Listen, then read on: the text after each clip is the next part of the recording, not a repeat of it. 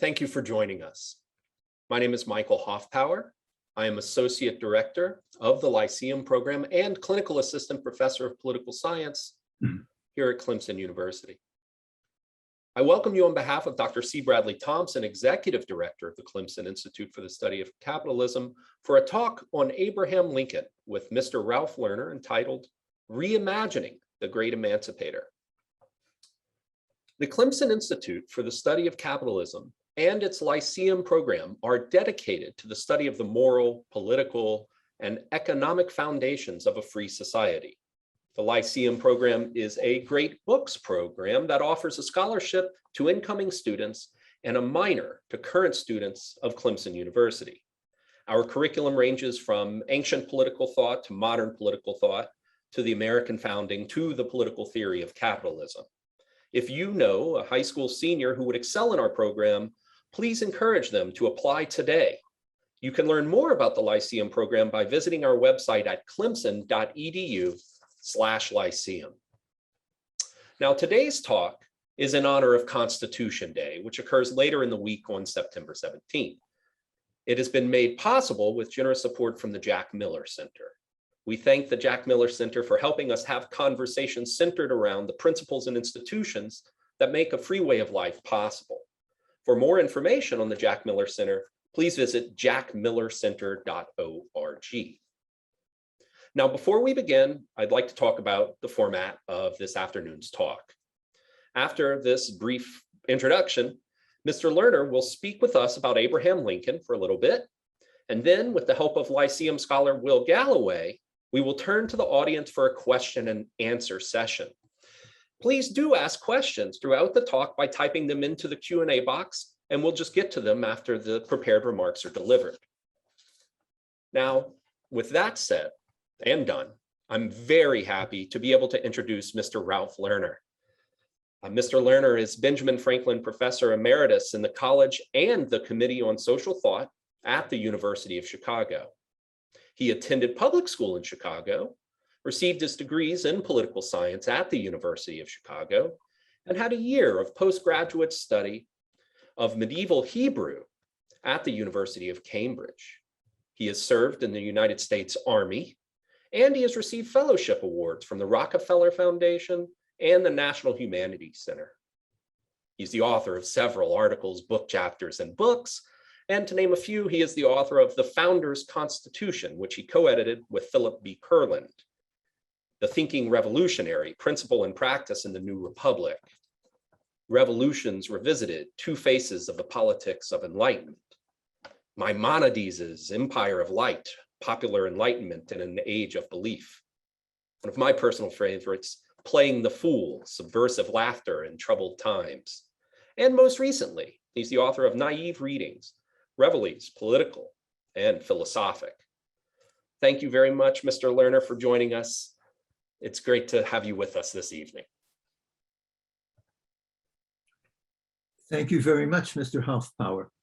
I'm happy to be here. Before I start with my formal remarks about Lincoln, I think I need to say a word or two about the context in which these statements are being made today. And when I'm finished with my formal remarks, I may even have a thought question to give to the audience to ponder over, not that they have to answer me right away. So, context. The impulse to judge the past in a harsh and unforgiving spirit has probably never been stronger in this country than it is today.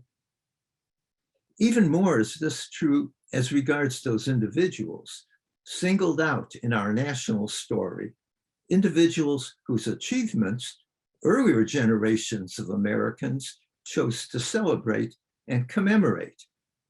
Their names are attached to streets and schools, cities and counties, forests and mountains, and of course, their likenesses are reproduced in statues and they adorn our currency. All these markers of gratitude draw special ire from contemporary judges of rectitude, judges who give imperfection no quarter. And let this be granted from the outset. All these individuals from our past, being human, were imperfect. Okay, we have to settle for that. This is the context in which Abraham Lincoln, the so-called great emancipator, is being judged in our time and found wanting, grievously wanting. This judgment, almost unimaginable even 50 years ago, invites further inquiry. But I'm not going to go down that rabbit hole. I'm going to speak about Lincoln. And the issue that I want to address here is how to account for Lincoln's continuing grip on our national imagination. We as individuals in every generation find ourselves compelled to try to make sense of who and what he was. His background, character, actions, motivations, reservations, shallowness, and depth all present such a challenge to our understanding as not to be declined or averted. How could such an individual emerge out of nowhere, so to speak, and become the huge presence in our national memory that he is? The astonishment is even greater when one recalls that in his lifetime, this man of sorrows was despised and derided by rivals, badgered by allies, and hated by enemies. Granted, martyrdom does wonders for the reputation of imperfect men. Examples abound. Nor is there reason to doubt that the grief expressed along the railroad tracks of his long funeral cortege from Washington back to Springfield was profound and genuine. But the fact remains that while he lived, Lincoln never enjoyed broad political support at either the local or national level. And yet, in retrospect, he soars. What is more, here's the true puzzlement. He still speaks to us. One might expect that there were some shared experiences and memories that could serve as a common language by which this aspiring Illinois politician was able to engage his hesitant electorate.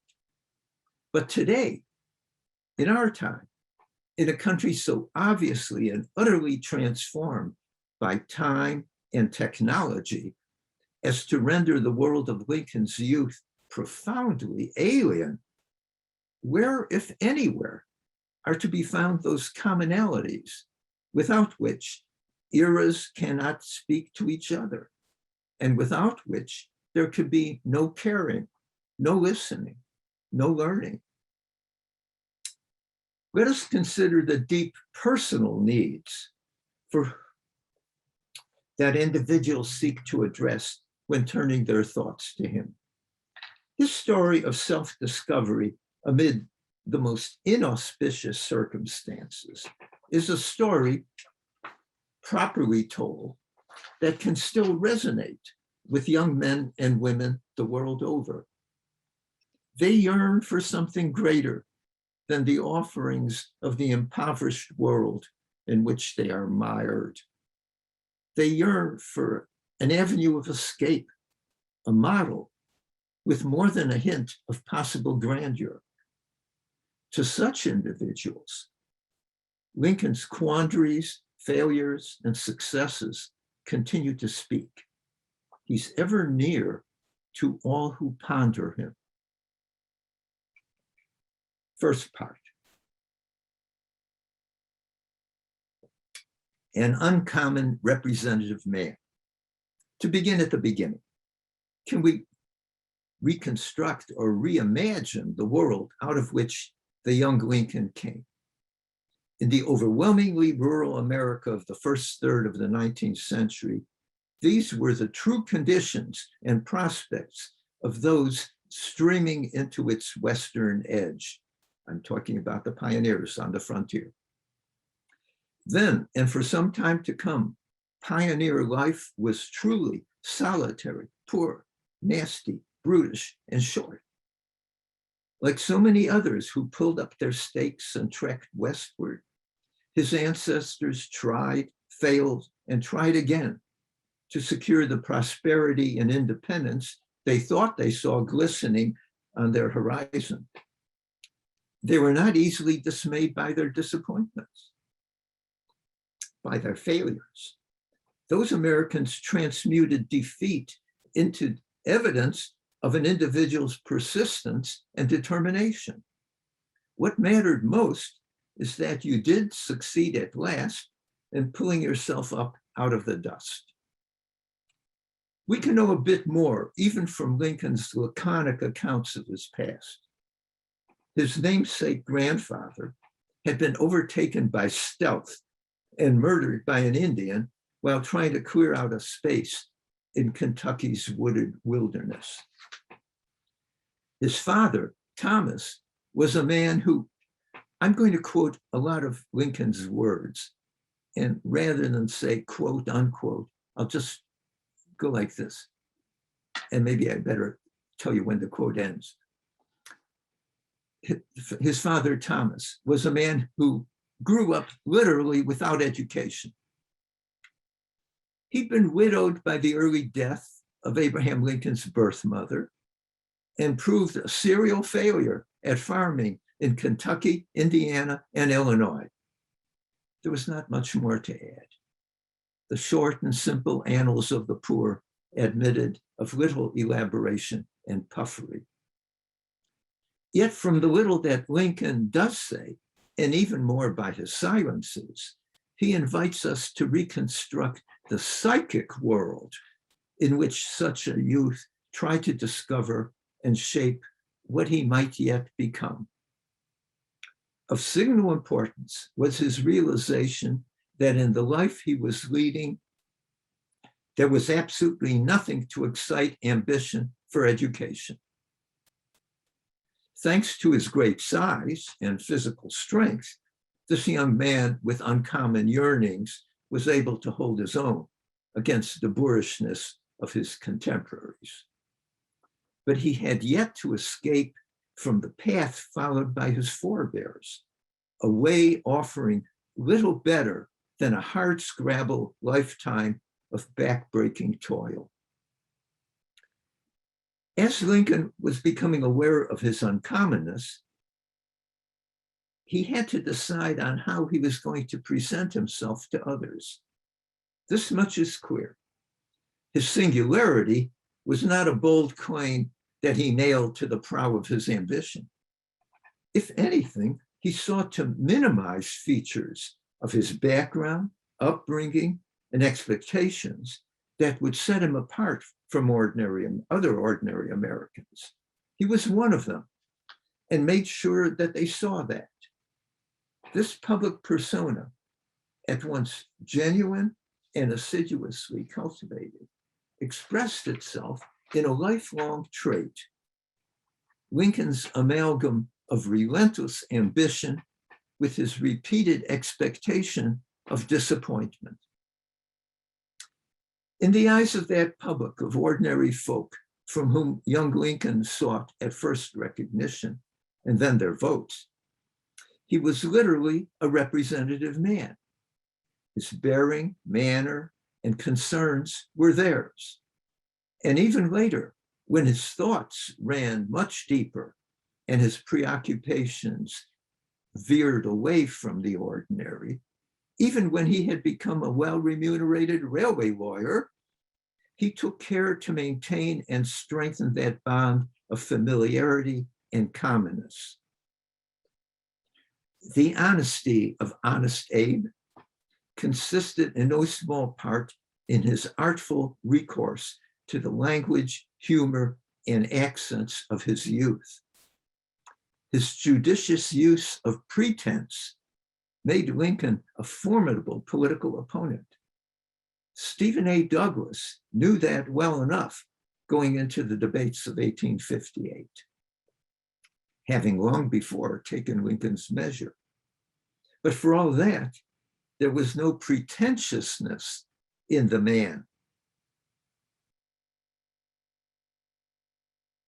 for which Lincoln's rivals, opponents, enemies, and most importantly, his public could fault him, because in truth, he had none. His unflinching moral clarity would not have concealed from him the gulf separating his understanding of human affairs from that of his fellows. But by the same token, that very clarity was a check on any unjustifiable claims of certainty and moral superiority.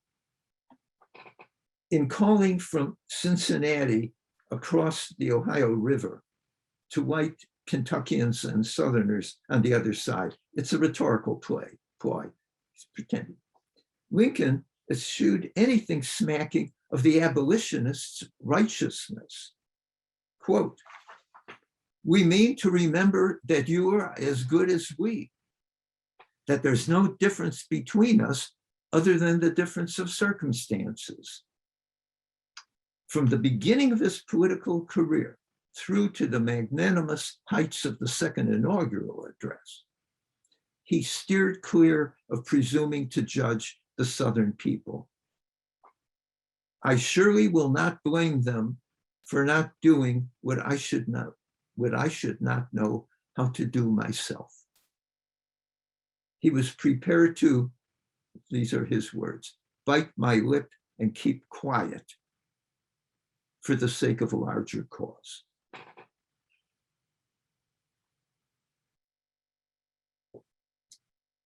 Second part, Lincoln's classical model. If we turn first to Lincoln's prose, it is because it lies closest to hand, still speaks directly to us, and requires no intermediary to interpret its plain meaning. But we soon come to realize that the energy and vividness of his language conspire to blur the conventional sharp distinction between speech and action. Lincoln recognized the coiled power in biblical cadences and in the language of such masters as Shakespeare, Henry Clay, and Daniel Webster.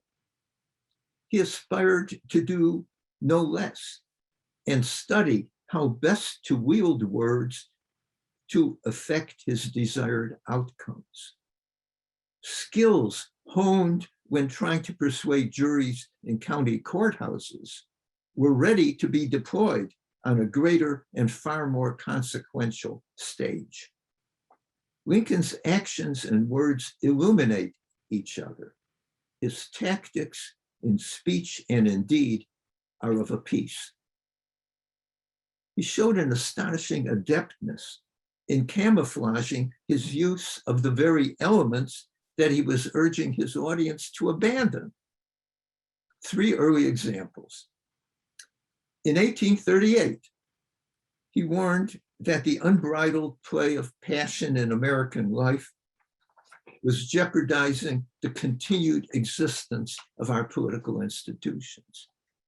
That harangue against mindlessness ended with a full-throated, passionate appeal for turning to the solid quarry of sober reason, for recourse to cold, calculating, unimpassioned reason.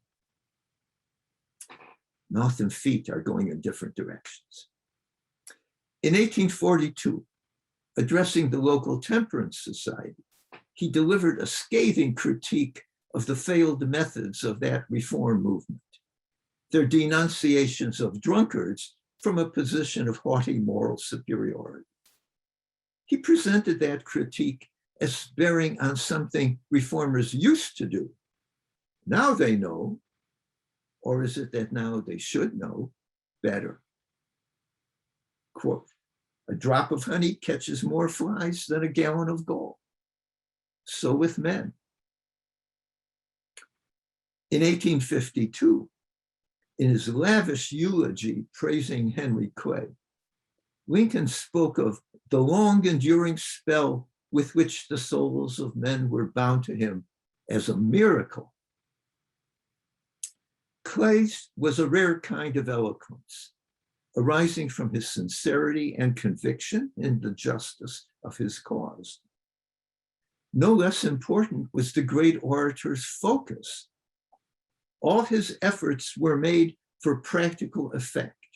He never spoke merely to be heard. He never delivered a 4th of July oration or a eulogy on an occasion like this. End of quote.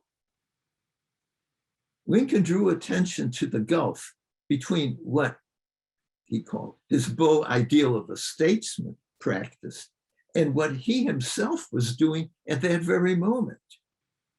We are entitled to suspect, nay, more than suspect, that Lincoln too was not speaking merely to be heard.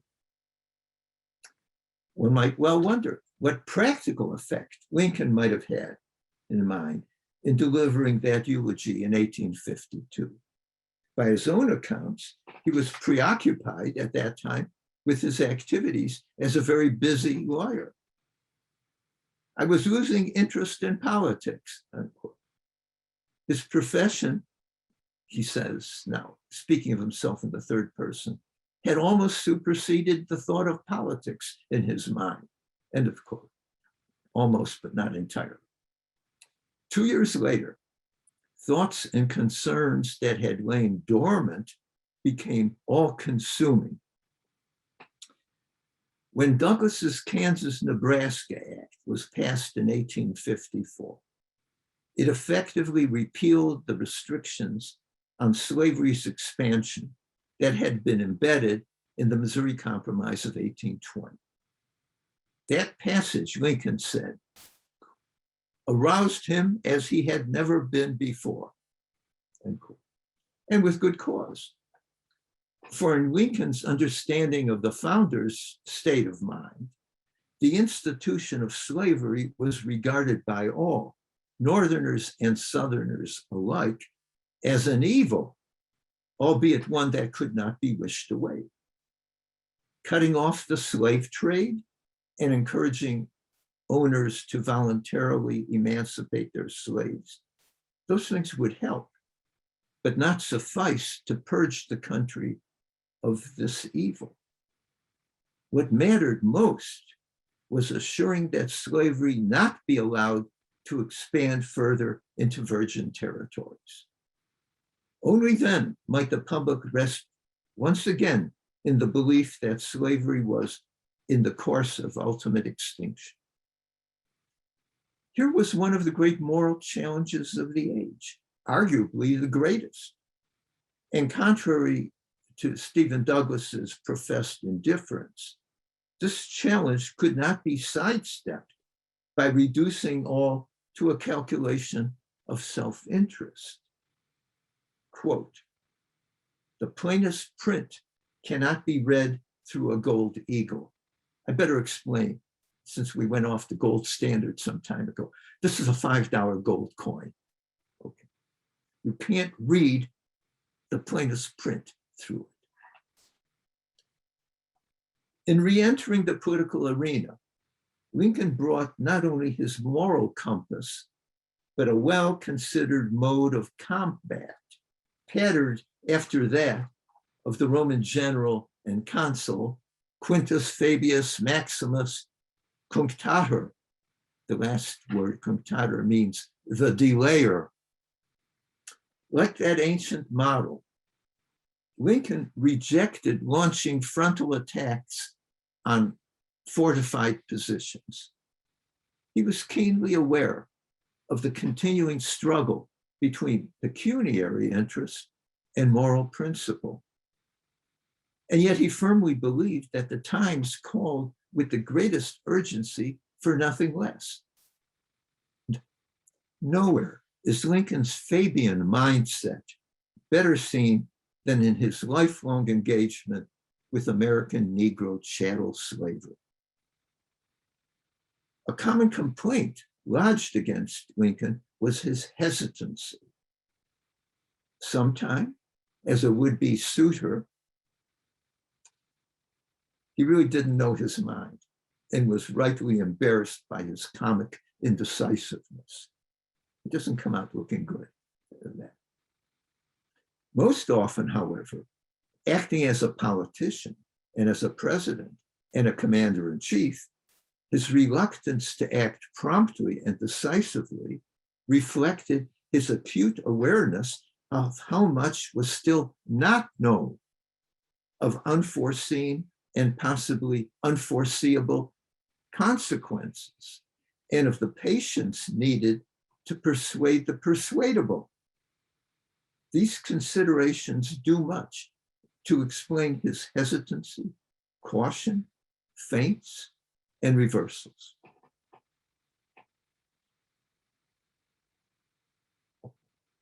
Third part, the workings of fellow feeling. Yet Lincoln's proceeding by fits and starts does not bespeak any uncertainty or misgivings about fundamental principles.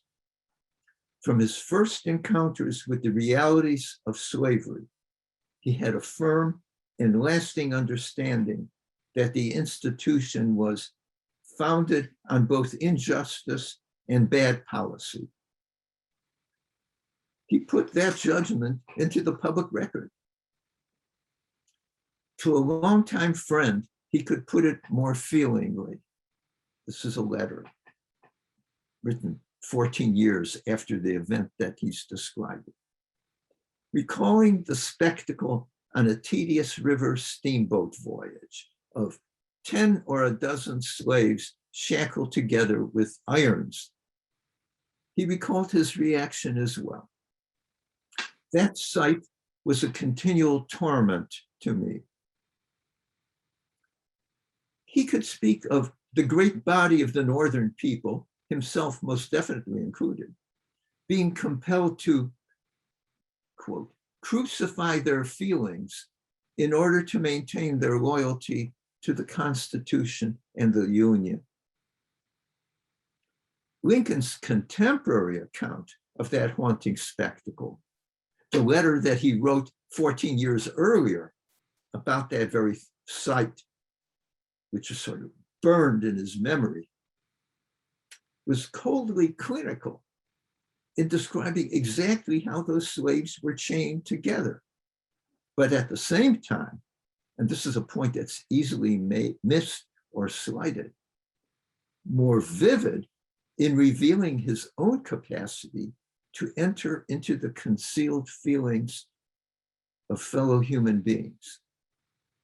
Quote, the Negroes were strung together precisely like so many fish upon a trot line.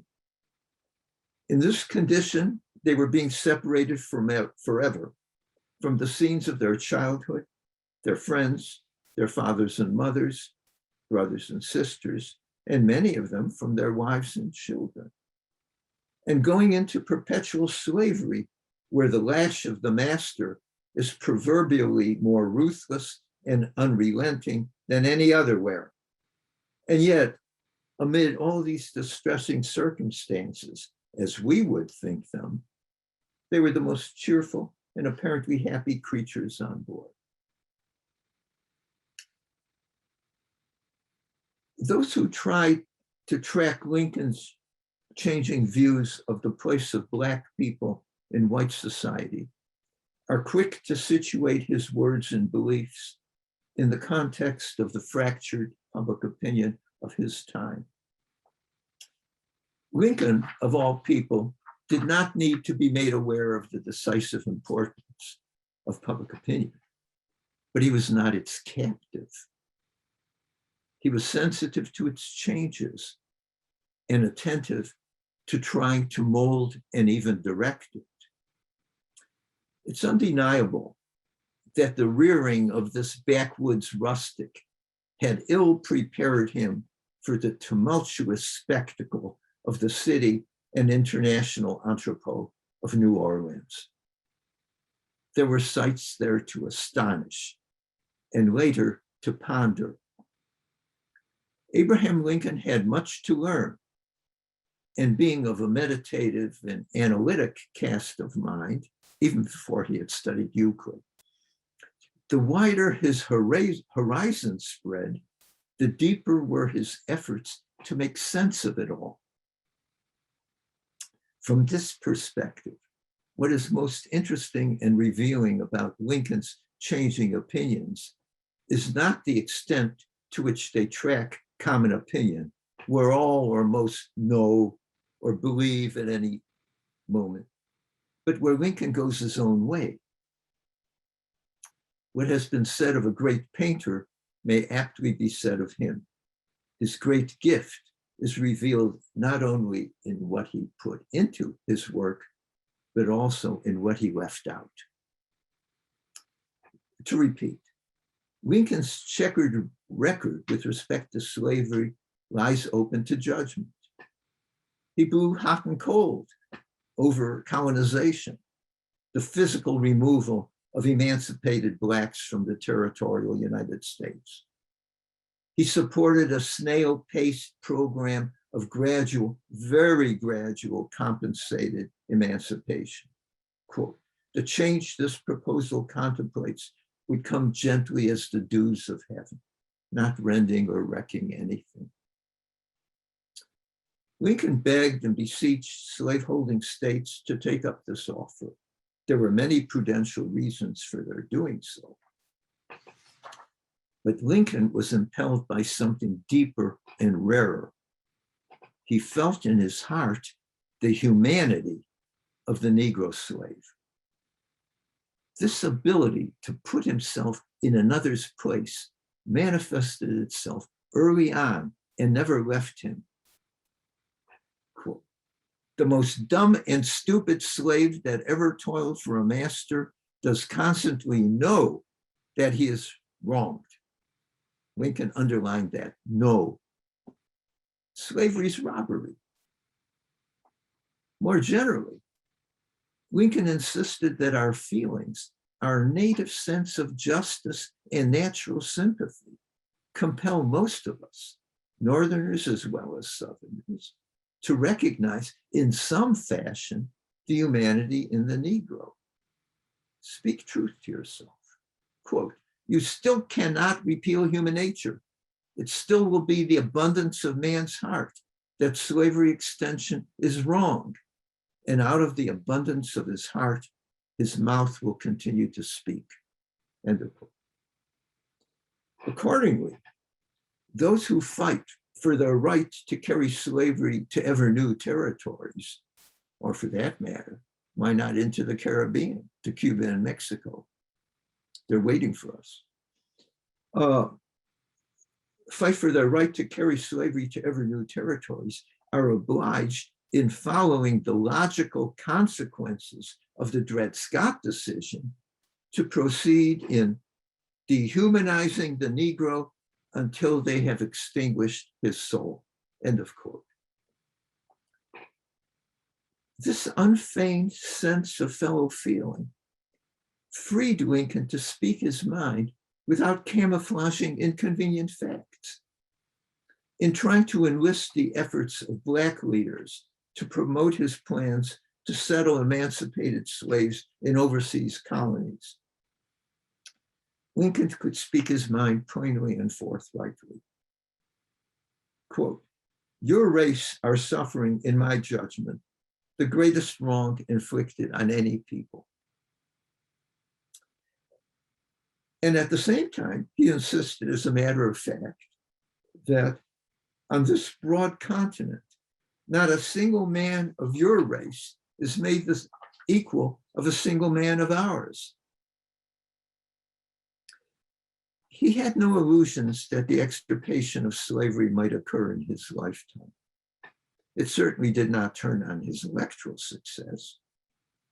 Yet he took heart from the century-long British campaign to abolish the slave trade. Quote, schoolboys know that Wilberforce and Granville Sharp helped that cause forward, but who can now name a single man who labored to retard it? End of quote. So we can say, in the short run, Lincoln might lose to Douglas, but in the long run, right would triumph, and immortal fame might rest at last on the few like Lincoln, who labored to end slavery in the Republic.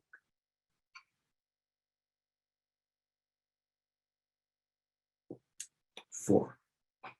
Lincoln's successive emancipations. That's the plural. There's an S at the end. In Lincoln's time, as in ours, those who look for and demand a politics of purity have found much to disparage in his Fabianism.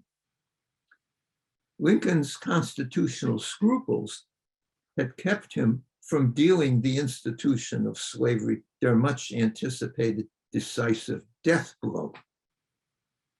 His readiness to compromise and seek expedient alliances dismayed them.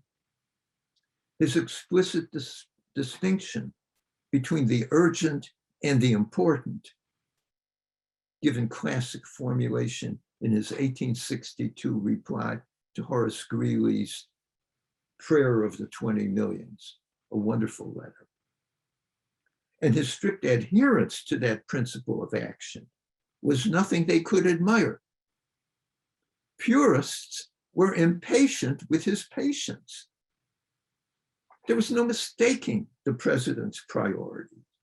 First and foremost was saving the Union.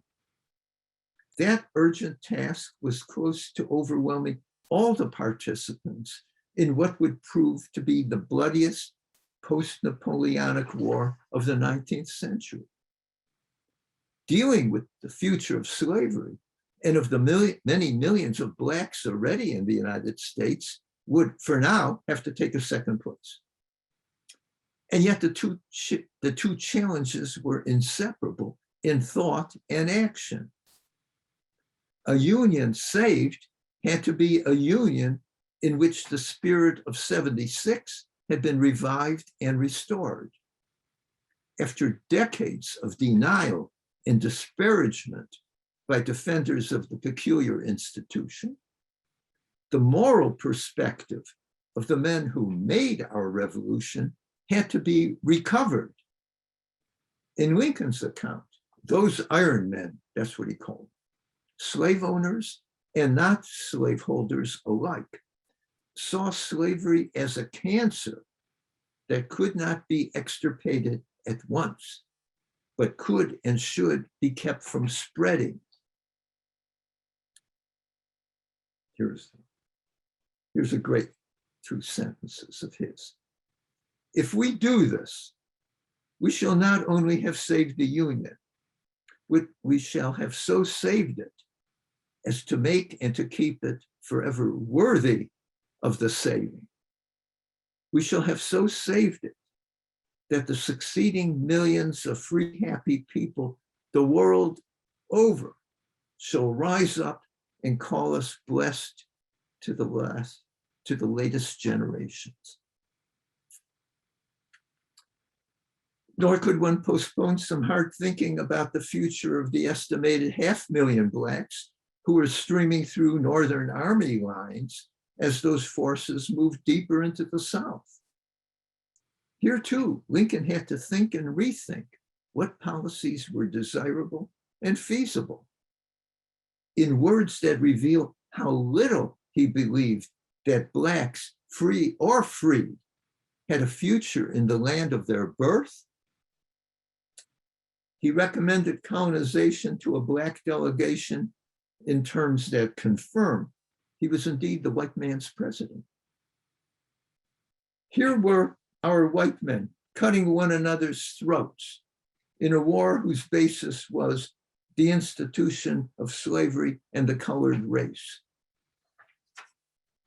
But for, this is his quote, but for your race among us, there could not be war. Although many men engaged on either side do not care for you Blacks one way or the other. A year later, his aspirations were higher and perhaps more realistic. In this case as well, the dogmas of the past were proving inadequate to the present. He now wished that the reconstructed government of Louisiana might adopt some practical system by which the two races could gradually live themselves out of their old relation to each other and both come out better prepared for the new. Lincoln's passage from rail splitter to great emancipator was long and hard earned. It began, as all such individual journeys must, with a process of auto-emancipation, an awareness of what was most lacking in his life, a recognition of the means for supplying that defect, a steely determination to succeed in liberating himself from illiteracy and ignorance. Such were the indispensable conditions and stages enabling Lincoln to emerge from the dark. Only after this act of self-emancipation was Lincoln positioned to attempt his greatest undertaking, the emancipation of his contemporary white Americans from their corrupt imaginings. Before, during, and after that summer of debates with Douglas, Lincoln was relentless in trying to get his white audience to recognize that we Americans, we as a people, were not what we once were. Recovering that ancient faith, breathing again the pure air of the revolutionary era, taking to heart the Declaration's assertion of liberty for all. These all had become matters of urgency. There was no doubt in his mind that an insidious, gradual, but steady campaign had been conducted over the previous 3 decades to debauch the public mind. The Constitution's more perfect union itself was being recharacterized as an alliance of convenience from which the states could withdraw on their own. The enslavement of Black people was being stripped of its stigma and now regarded as a matter indifferent. In thus rending those foundational documents of American republicanism to tatters, not only whites in this country were being robbed of the principle that is the charter of their liberties. The example of an America continually striving to live up to its aspirations gave hope to the world for all future time. However short of that noble goal the country's practices might be, the very assertion of Jefferson's abstract truth served to augment, quote, the happiness and value of life to all people of all colors everywhere. Stephen Douglas's don't care stance toward whether a new territory such as Kansas became a slave state or a free state deprives our Republican example of its just influence in the world. And then finally, the emancipation of Blacks held in bondage, a species of property amounting to $2 billion at that time. Of the 3 acts of emancipation that I'm trying to distinguish here, this one was surely the most visible and the most subject to criticism. Lincoln himself was under no illusions about the sufficiency of the Emancipation Proclamation of January 1st, 1863.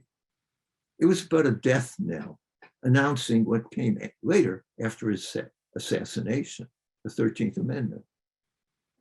Of all the unanticipated results and consequences of that terrible Civil War, this abrupt ending to the legal status of slavery could most properly be called fundamental and astounding. In the eyes of the law, the rights of the slave owners to move with their property as they please could no longer be equated with the rights of owners of hogs. Blacks would now be treated as men, their humanity no longer denied or willfully ignored. Frederick Douglass, the other one, this one has two S's at the end. That partisan with the rare gift of thinking above and beyond his partisan zeal, understood how much his people, the newly emancipated Blacks, owed to the white man's president. If white Americans were Lincoln's children, Black Americans were Lincoln's stepchildren. They could now rightly claim membership in the same family. With patience, determination, and good luck, the two races in reconstructed Louisiana might have begun the long process of living themselves out of their old relation. But barely half a year later, necessity impelled Lincoln to imagine and ask for more. With the tentativeness of someone tiptoeing through a minefield, he was emboldened to barely suggest privately to the first free state governor of Louisiana the possibility of extending the franchise to some colored folk who had demonstrated their intelligence and their gallantry in action. Quote, they would probably help in some trying time to come to keep the jewel of liberty within the family of freedom, unquote. The stepchild would at long last be seated at the family table.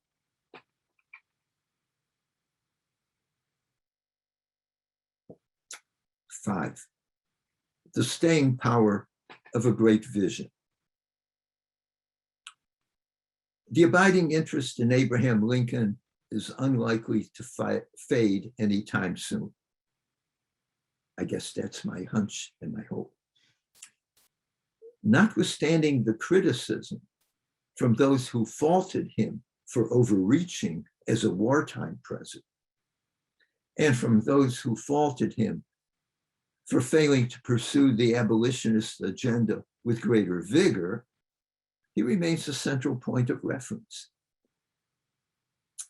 He remains singular for displaying through words and actions what it means to engage fully and openly with a great moral issue in a complex political setting, one that offers no easy, let alone satisfactory solutions.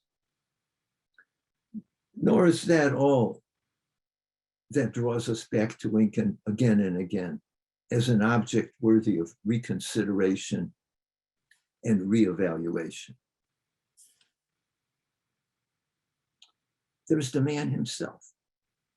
He presented his life story as a model and example of what was possible under a regime dedicated to the principle of liberty for all. Quote, I'm not ashamed to confess that 25 years ago, I was a hired laborer, mauling rails at work on a flatboat, just what might happen to any poor man's son. The American experiment, as conceived by its founders, according to Lincoln's account, was the very antithesis of all previous political orders in which everyone was born into and locked into some particular status. Once a hired laborer, always a hired laborer. Once a slave, always a slave. The form and substance of the American government, in contrast, had as its leading object, quote, to elevate the condition of men, to lift artificial weights from all shoulders, to clear the paths of laudable pursuit for all, to afford all an unfettered start and a fair chance in the race of life. This was the world of the self-made man, his world. he could assure members of the 106th Ohio Regiment, they were giving him a serenade, that he was, quote, a living witness that any one of your children may look to occupy the White House as my father's child has. And most generally, another quote, I want every man to have the chance, and I believe that a Black man is entitled to it, in which he can better his condition, when he may look forward and hope to be a hired laborer this year and the next, work for himself afterward, and finally to hire men to work for him. That is the true system, unquote. Lincoln's enduring message is one of hope and possibility. As he came to understand, the audience for that message, America's revolutionary message, would prove to be universal. Our point of departure has been to try to account for Lincoln's continuing presence in our national consciousness.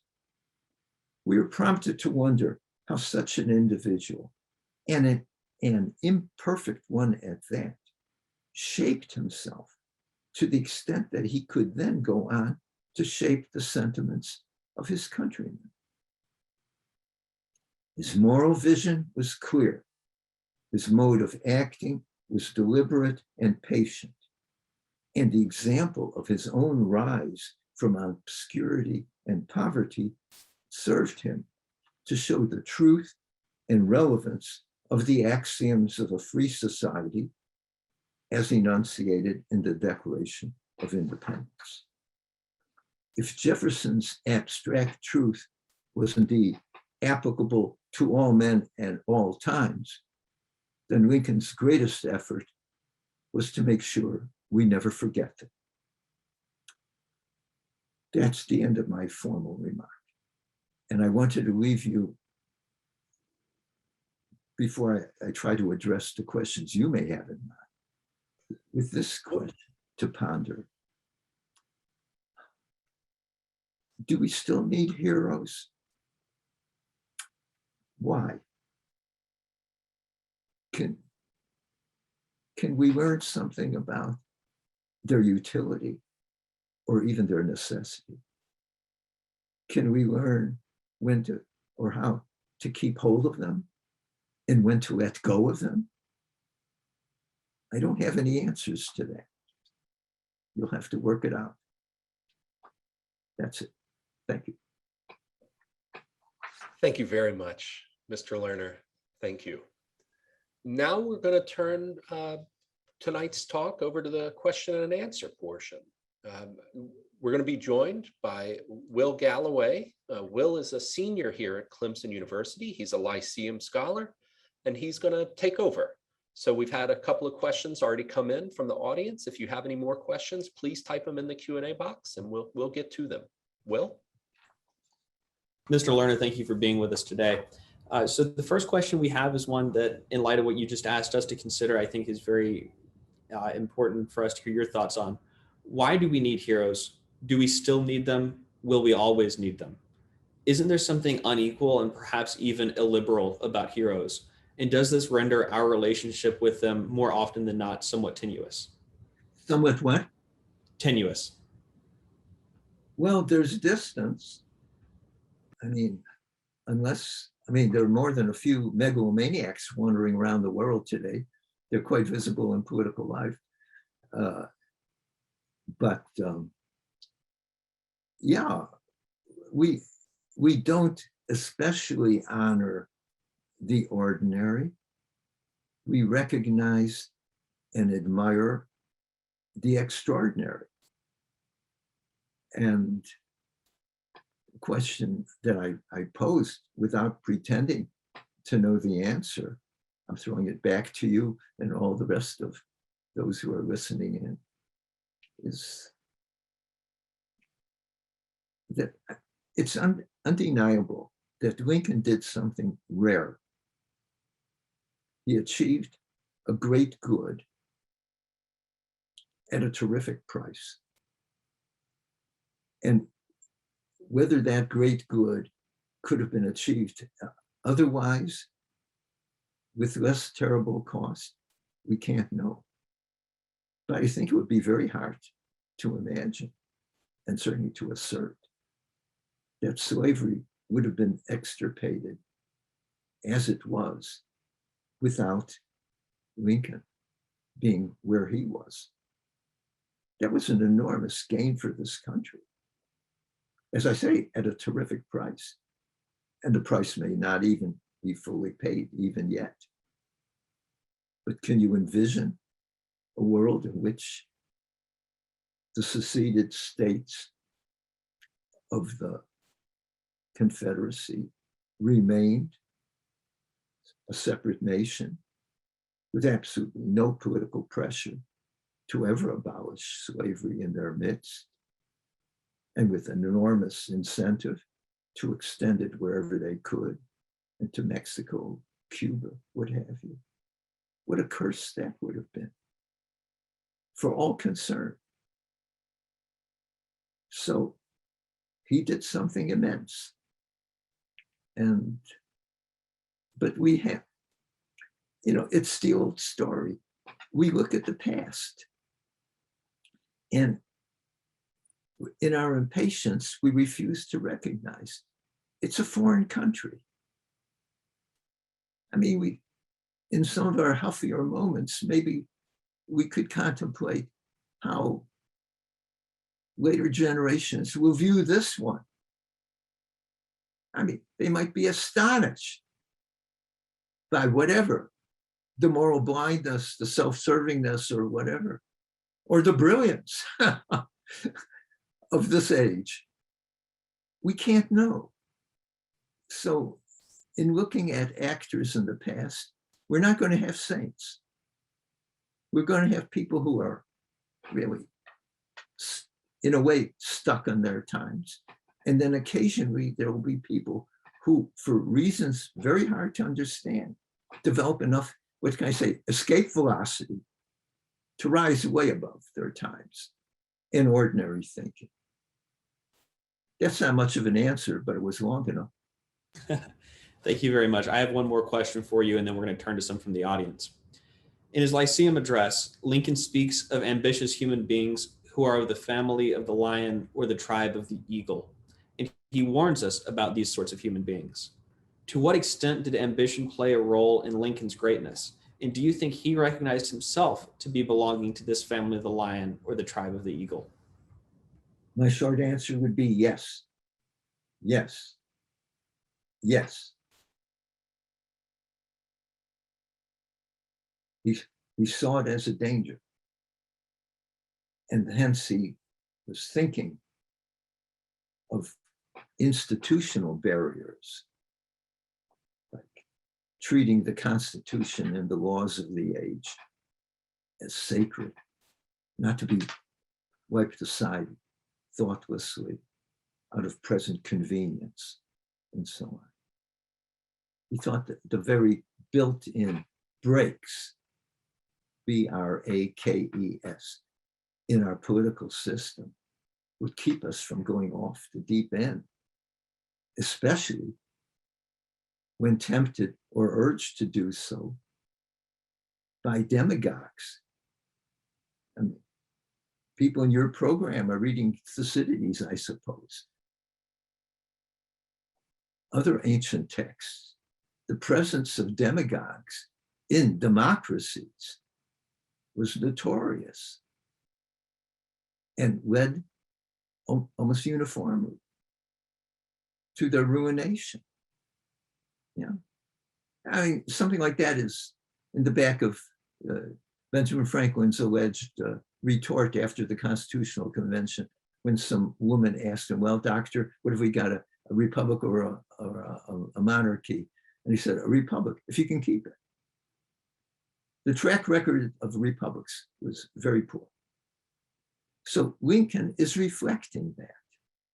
And when he sees lawlessness, lynching, first of this group, then of the other group, then of another group, it's contagious. What it demonstrates is a profound disrespect for the law, impatience with legal procedures. You're shooting yourself in the foot. Well, worse than that. He calls it suicide.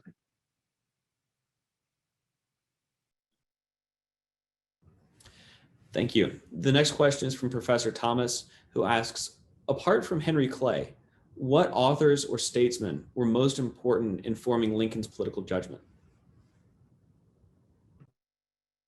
Are you thinking of American authors? Yes. I think most likely, yes, sir. Yeah. Well, he certainly had studied the Federalist Papers. I suppose he studied, to the extent that they were available, Madison's notes on the convention.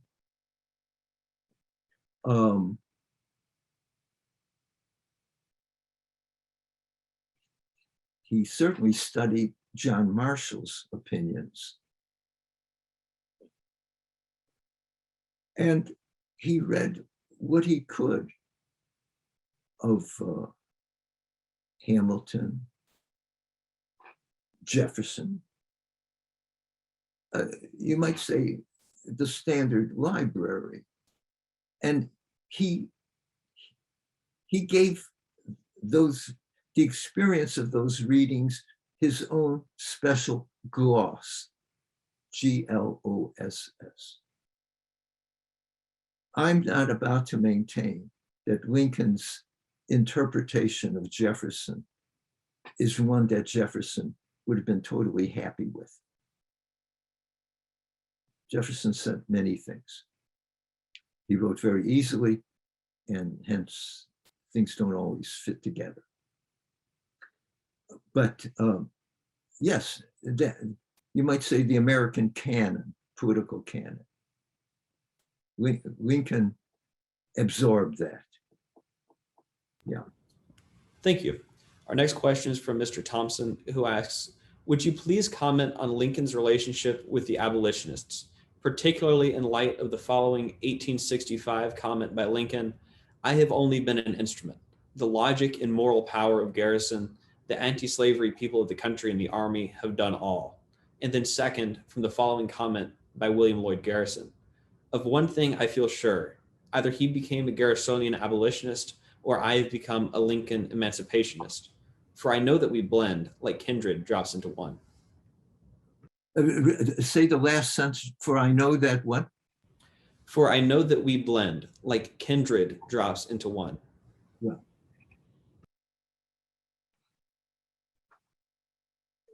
You know, if you read even a few of the Lincoln-Douglas debates of 1858, you see Douglas' intent on pinning the label abolitionist on Lincoln.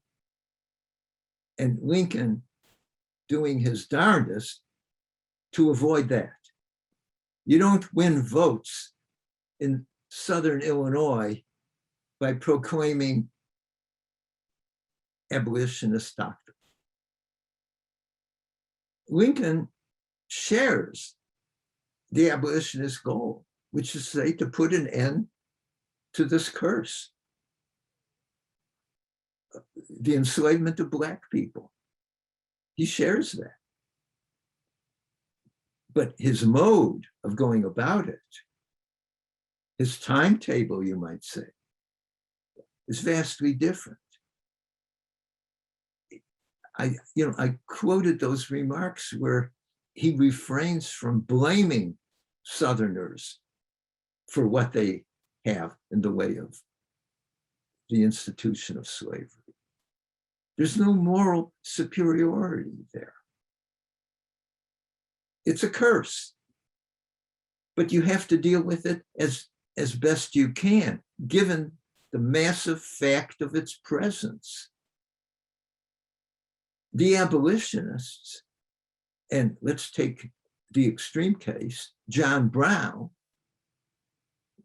come hell or high water, we're going to get rid of it. And of course, well, the raid was ineffective altogether. Blacks didn't rise in response to his taking of the Harper Ferry arsenal and all that. But but one couldn't lose the fundamental point that the abolitionists were raising, namely that this was a terrible wrong and that we had to get rid of it, or at least put the public in, let the public mind rest in the notion this is not forever. We recognize this is a bad thing. So when Douglas, this is Stephen Douglas, is trying to pin the abolitionist thing and speaks, once he gets to Southern Illinois, of Lincoln's Black Republican Chicago doctrine, in other words, that's the kind of talk he can give in Chicago, but not down here in Cairo and Little Egypt and all that. No. Lincoln's response is, you're worried about being tagged, with the abolitionists. Stand with the abolitionists when he's right and part company with him when he's wrong. Now, how's that for a good piece of public political strategy? Makes sense. It even makes sense today. It's not all or nothing. Did I approximately answer the question? Yes, sir. Thank you. Our next question is from Lyceum scholar Svea, who asks, when you say that Lincoln was not speaking merely to be heard, what other intentions are you referring to? Was Lincoln attempting to send any specific message to an audience apart from those who were receiving his words in the present, or any of his words meant for those of us in the future? In the present and in the future. Yeah. Clay, a slave owner,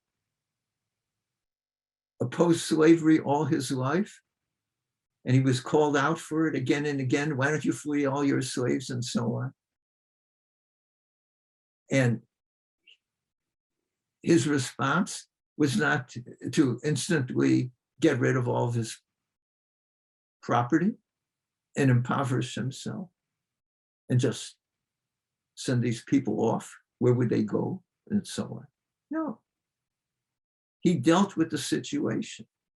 He tried to not lose sight. He, Clay, tried to not lose sight of the fact that this was a grievous wrong and that we shouldn't pretend that it isn't.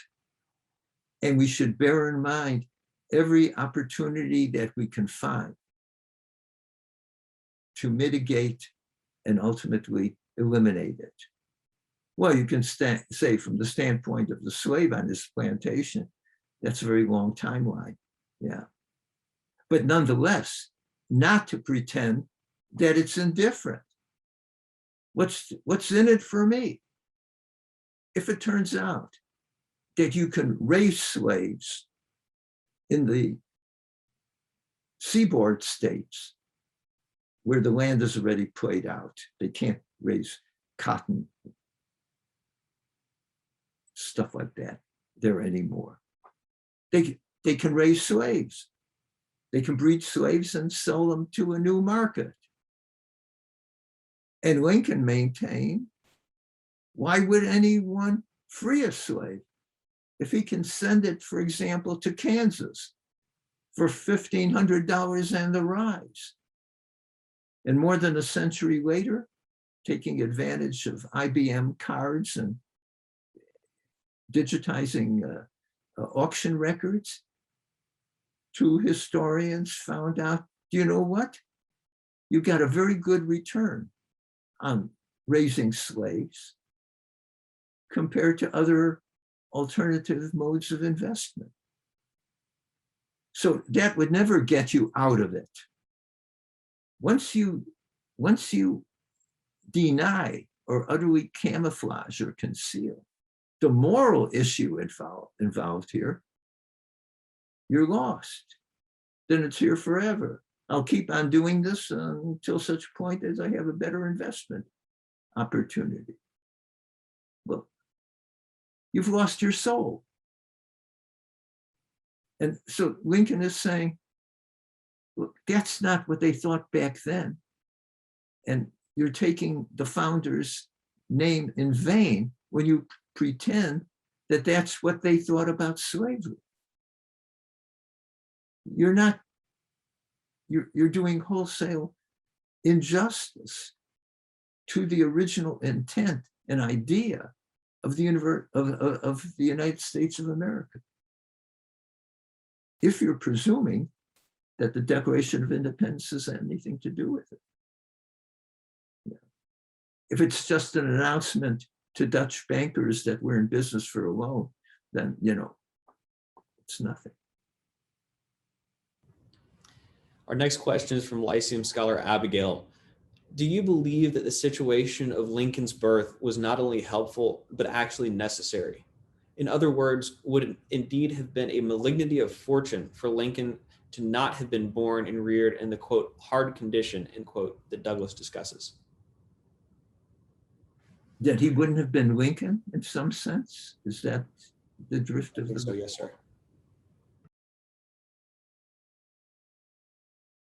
Well, it certainly established his credentials as a representative American in a way that, having been born to one of the first families of Virginia, would not have done it.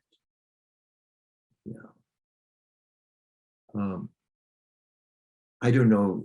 Well, I mean, it's not only a counterfactual. I don't know what one would do.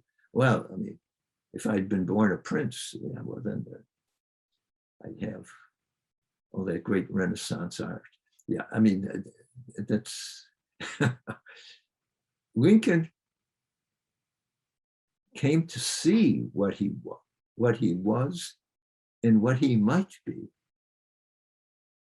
I remind you, Lincoln's father was illiterate. His mother was illiterate. His stepmother, who encouraged him very much in his ambition and so on, she was illiterate. I mean, you have to go to New Salem, not far from Springfield, Illinois. It was one of these historical reconstructions that went on during the New Deal by the CCC, Civilian Conservation Corps. It's like the streets are mud. It could be a Ukrainian village. There's somebody there, maybe a cobbler who has a few books. I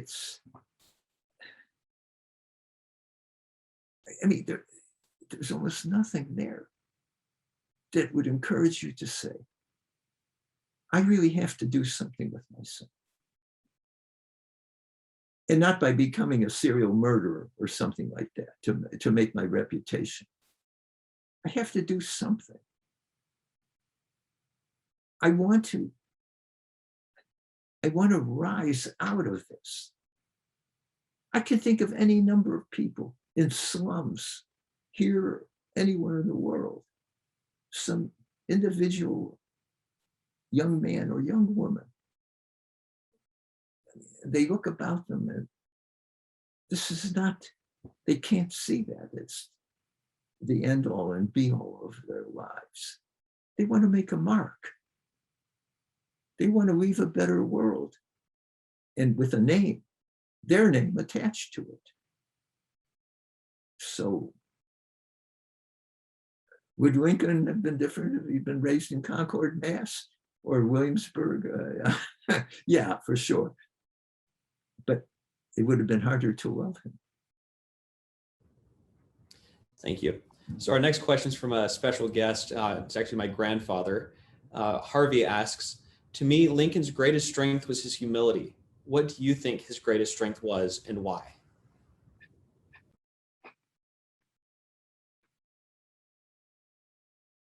I don't know how to assess his humility. I mean, what I argued in this paper is that he knew his worth.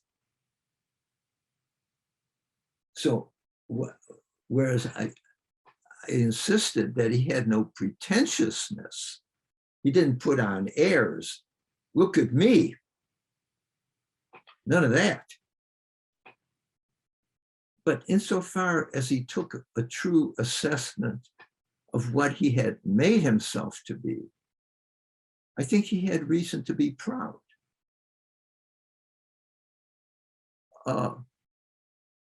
You might think of Aristotle's great-souled man.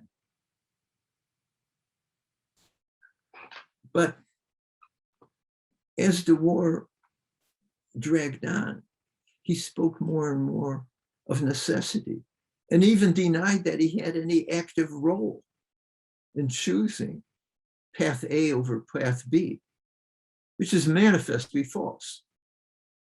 You only have to look at the correspondence between Lincoln and all those miserable generals that he had before he found one who was bloodthirsty enough to go ahead and really do it.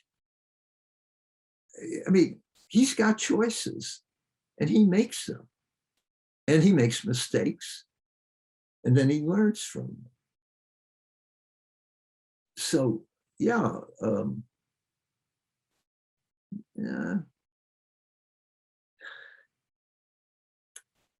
I regard the humility thing more or less like what I call the Honest Abe picture.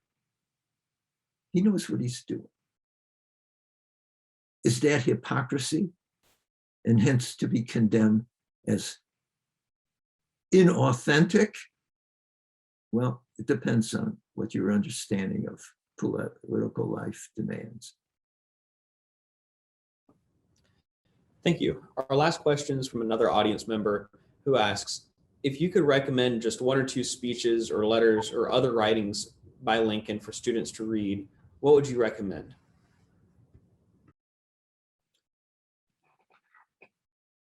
Well, if it were going to be just one or two,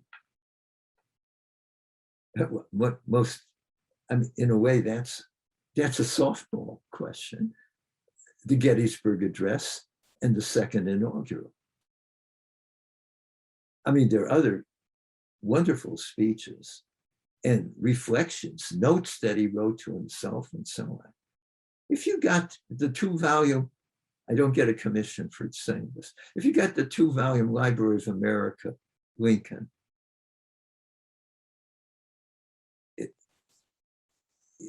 you'd have a bonanza. You could dip in it, here and there, look at something. And there's a very interesting difference between volume 1 and volume 2. And I explain it this way to students when I teach out of that set. Volume 1 has lots of long speeches. Volume 2, except for just a handful from 1860 onward, there's hardly anything that's more than a half a page or a page and a half. And I have a sufficient explanation for that. He's very busy. So his ability to compress to an extreme the gist of the issue, you get that. It's one of the biggest bargains you can get today. I think they even sell it in a box set. But that you may have thought that I was just being frivolous. It's a bonanza. The letter in reply to Horace Greeley, I mean, it can be the basis of a whole meeting of a seminar. How do you arrange priorities? What trade-offs do you have to make in the world? It's not a bunch of undergraduates, it's Friday evening, classes are over. They get out a few six-packs in the dorm, probably forbidden, I don't know, at Clemson. And they can make a constitution, whatever they want. It's not like that. It's really hard. And to think about it and how to deal in these complex situations. Bearing in mind all the things you know and all the things you don't know. It's a challenge. And he struggles to do that. I should have said earlier on, when he was growing up in Kentucky, I mean, he had seen some Black people, perhaps a dozen in that neck of the woods. That's it. But once he sees New Orleans, suddenly it's a new, once he sees that scene on the riverboat going down, then slavery has a very different face. Yeah. And the power of it, I mean, the power of that impact, he digests, as he says, bite his lip and keep quiet. Until, of course, he didn't keep quiet.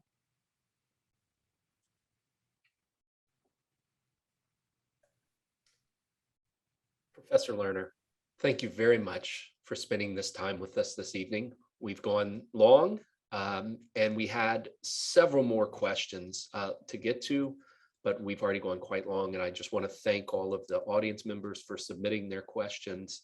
Thank you, Will, for your help this evening, and most especially, thank you, Mr. Lerner, for taking the time to speak with us this evening. Thank you all. It's been my pleasure. Thank you all. Have a good evening.